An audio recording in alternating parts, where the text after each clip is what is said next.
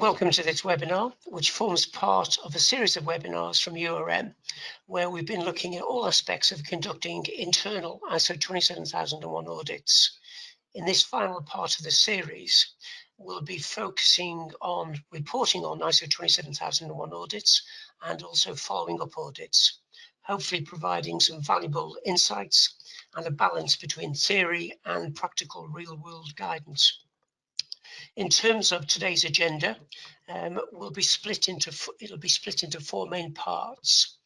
A classification of findings. We'll spend quite a bit of time looking at this particular topic, and we'll be looking at the three main classifications: major nonconformities, minor nonconformities, and opportunities for improvement. Based on previous feedback we've had and also our own experiences, there still seems to be a lot of uncertainty surrounding classification of findings, and we'll hopefully be able to provide some clarity on the subject. Next on the agenda, we've got closing an audit meeting. This is where we'll be focusing on what should be included in the meeting and who attends the meeting.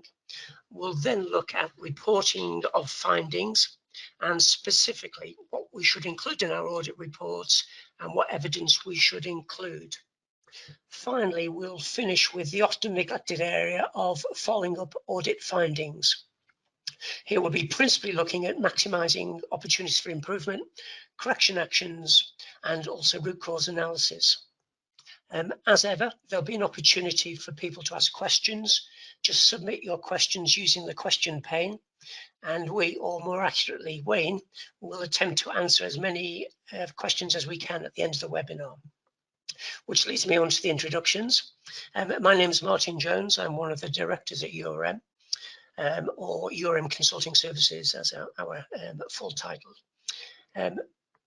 I'm joined by Wayne Armstrong, who's a senior consultant at URM and is undoubtedly one of the UK's most experienced and skilled ISO 27001 practitioners. Before I hand over to Wayne, I'd just quickly like to provide some information on URM's credentials.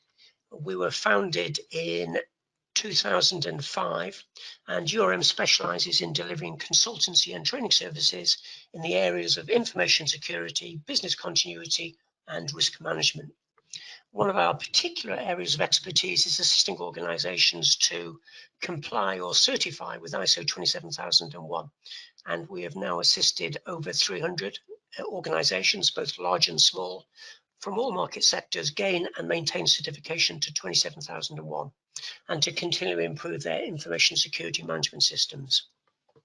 Anybody familiar with continuous improvement model will know what a central role auditing plays in this. And URM has been involved in assisting organisations develop audit programs, training auditors, and acting as internal auditors on literally hundreds of audits, and none more so than Wayne. And all of our consultants have also held in-house roles, so we're aware of the challenges and concerns that auditees have, having been there themselves. It's hopefully this practical experience and collective insights which we hope to share with you today. So without further ado, let me pass over to Wayne.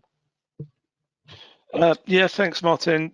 Before I get into the course material itself, just to talk a little bit about my credentials and what qualifies me to sort of sit here and talk to you about these subjects. I've been in information security since 2001, so over 20 years now, and have conducted assessments against the standards in previous lives, sort of thing. At a previous organisation, I performed certification assessments against the forerunner to ISO 27001, which was BS 7799.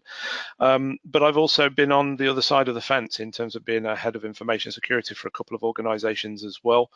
I'm a qualified 27001 lead implementer and lead auditor. And I'm also a PCI DSS qualified security assessor, so I can assess against that standard as well.